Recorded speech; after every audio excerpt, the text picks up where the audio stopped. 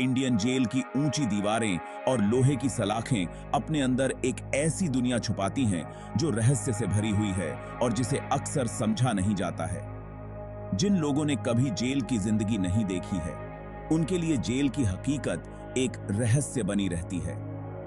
आजादी से महरूम और सख्त नियमों और कानूनों के अधीन उन दीवारों के भीतर रहना कैसा होता है, यह ऐसे इंडियन जेल की छिपी हुई हकीकतों पर प्रकाश डालने का काम करता है। कैदियों के रोजमर्रा के जीवन, उनके सामने आने वाली चुनौतियों और सुधार की तत्काल आवश्यकता का पता लगाता है।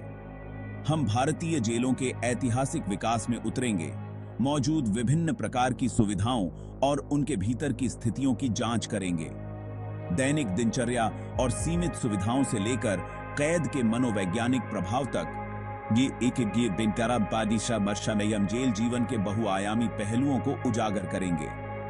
इसके अलावा हम कैदियों के कानूनी अधिकारों के उल्लंघन के उदाहरणों और रिहाई के बाद जीवन के लिए कैदियों को तैयार करने में पुनर्वास कार्यक्रमों की प्रभावशीलता की जांच करेंगे। भारतीय जेल व्यवस्था की यात्रा दिल के बेहोश लोगों के लिए नहीं है। यह कठिनाई, हानि और मानवीय गरिमा के लिए निरंतर संघर्ष से चिह्नित यात्रा है। जेल जीवन की वास्तविकताओं को समझकर हम उन प्रणालीगत मुद्दों का समाधान करना शुरू कर सकते हैं जो सिस्टम को प्रभावित करते हैं और ऐसे भविष्य की दिशा में काम करते हैं जहां न्याय हो और पुनर्वास एक दूर के वादे से कहीं अधिक हो। यह केवल उन लोगों के जीवन के बारे में नहीं है जो जेल में बंद हैं। ये हमारे समाज के नैतिक ताने बाने और सभी के लिए एक न्यायपूर्ण और मानवीय व्यवस्था सुनिश्चित करने की हमारी सामूहिक जिम्मेदारी के बारे में है। भारत में जेलों का इतिहास लंबा और जटिल रहा है, जो सजा के विकास और अपराध के प्रति सामाजिक दृष्टिकोण को दर्शाता है। प्राचीन काल से लेकर आज तक कारावास की अवधारणा में महत्वपूर्ण परिवर्तन हुए हैं, जो उपमहाद्वीप के बदलते राजनीतिक और सामाजिक परिदृश्यों को दर्शाते हैं। प्राचीन भारत में कारावास को अपने आप में सजा का एक रूप नहीं माना जाता था, बल्कि मुकदमे से पहले व्यक्तियों को हिरासत में लेने के साधन के रूप में या कर्ज बंधन के रूप में देखा जाता था। 18वीं शताब्दी में ब्रिटिश औपनिवेशिक प्रशासन के आगमन ने अपने साथ न्याय और दंड की एक नई प्रणाली लाई, जो यूरोपीय मॉडल से काफी प्रभावित थी। अंग्रेजों ने अनुशासन, व्यवस्था और कठोर श्रम के माध्यम से अपराधियों के सुधार पर जोर देते हुए इंग्लैंड में पाई जाने वाली जेलों के आधार पर केंद्रीकृत जेलों की स्थापना की। इस युग के सबसे कुख्यात उदाहरणों में से एक अंडमान और निकोबार द्वीप समूह में सेल्युलर जेल है, जो एक औपनिवेशिक युग की जेल है जो राजनीतिक कैदियों के साथ क्रूर व्यवहार के लिए बदनाम है। 1947 में भारत की स्वतंत्रता के बाद अंग्रेजों से विरासत में मिली जेल व्यवस्था काफी हद तक बरकरार रही। हालांकि रहने की स्थिति में सुधार, पुनर्वास को बढ़ावा देने और कैदियों के मानवाधिकारों को बनाए रखने पर ध्यान देने के साथ जेल सुधार की आवश्यकता को मान्यता मिल रही है। इन प्रयासों के बावजूद भारतीय जेलों में भीड़भाड़, अपर्याप्त बुनियादी ढांचे और प्रशिक्षित कर्मचारियों की कमी सहित महत्वपूर्ण चुनौतियों का सामना करना पड़ रहा है। भारत में एक अधिक मानवीय और प्रभावी जेल प्रणाली की दिशा में यात्रा जारी है, जिसमें निरंतर संवाद, सुधार और सभी व्यक्तियों की गरिमा को बनाए रखने की प्रतिबद्धता की आवश्यकता है, चाहे उनके पिछले अपराध कुछ भी हों। एक भारतीय जेल के अंदर का जीवन सख्त दिनचर्या और नियमों द्वारा शासित होता है, जो एक कैदी के दिन के हर पहलू को निर्धारित करता है। दिन की शुरुआत आमतौर पर सूर्योदय से पहले गिनती और मामूली नाश्ते से होती है। इसके बाद कैदियों को उनकी सुरक्षा वर्गीकरण और कौशल के आधार पर सफाई, खाना पकाने या जेल कार्यशालाओं में काम करने जैसे विभिन्न कार्यों को सौंपा जाता है। काम अक्सर नीरस और कम वेतन वाला होता है, जिसमें सार्थक गतिविधि या कौशल विकास के रास्ते बहुत कम गुंजाइश होती है। जेल की दीवारों के भीतर खाली समय दुर्लभ और कीमती है। कैदियों के पास मनोरंजन के सीमित अवसर हो सकते हैं, जैसे जेल पुस्तकालय में पढ़ना, समूह गतिविधियों में भाग लेना या धार्मिक गतिविधियों में शामिल होना। हालांकि ये गतिविधियां अक्सर उपलब्धता और जेल अधिकारियों के विवेक के अधीन होती हैं।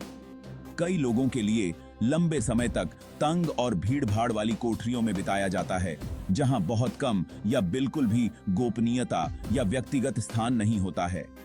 गोपनीयता की कमी और निरंतर निगरानी कैदियों के मानसिक और भावनात्मक स्वास्थ्य पर भारी पड़ती है। अपने परिवेश की सीमाओं से बचने में असमर्थता कैद के तनाव और प्रियजनों से अलगाव के साथ मिलकर अलगाव, चिंता और निराशा की भावना पैदा कर सकती है। कठोर वास्तविकताओं के बावजूद कैदी सामना करने के तरीके खोज लेते हैं।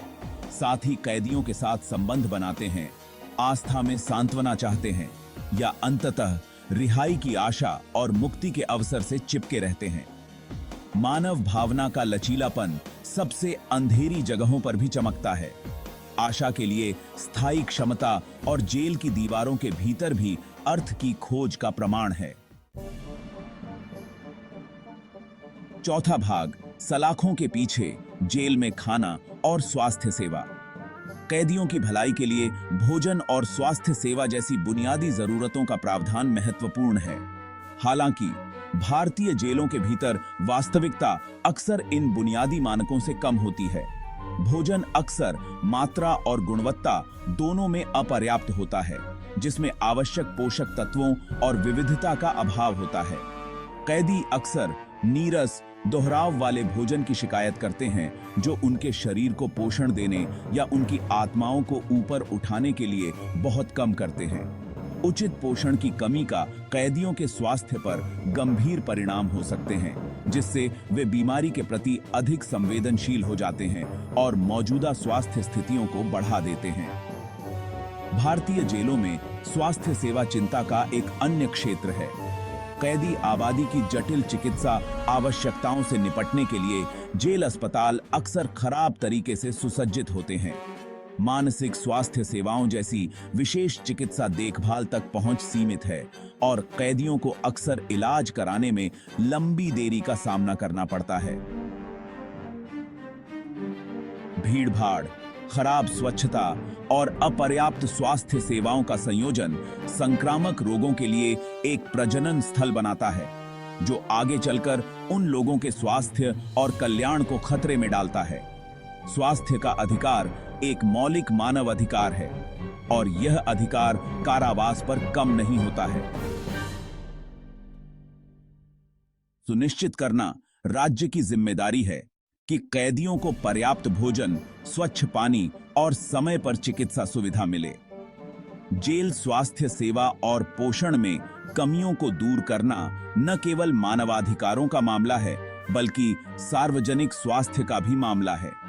जेलों के भीतर रहने की स्थिति में सुधार से बीमारियों को फैलने से रोकने और कैदियों के रिहा होने पर सार्वजनिक स्वास्थ्य प्रणाली पर बोझ को कम करने में मदद मिल सकती है।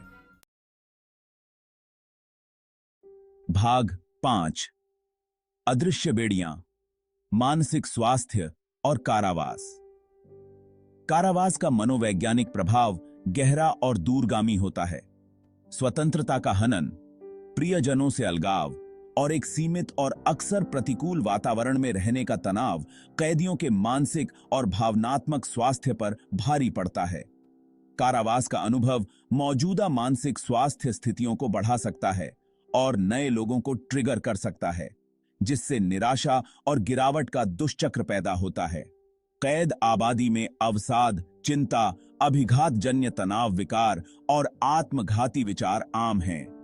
मानसिक बीमारी को लेकर कलंक जेलों के भीतर मानसिक स्वास्थ्य सेवाओं तक सीमित पहुंच के साथ मिलकर कई कैदियों को उनकी जरूरत की मदद लेने से रोकता है।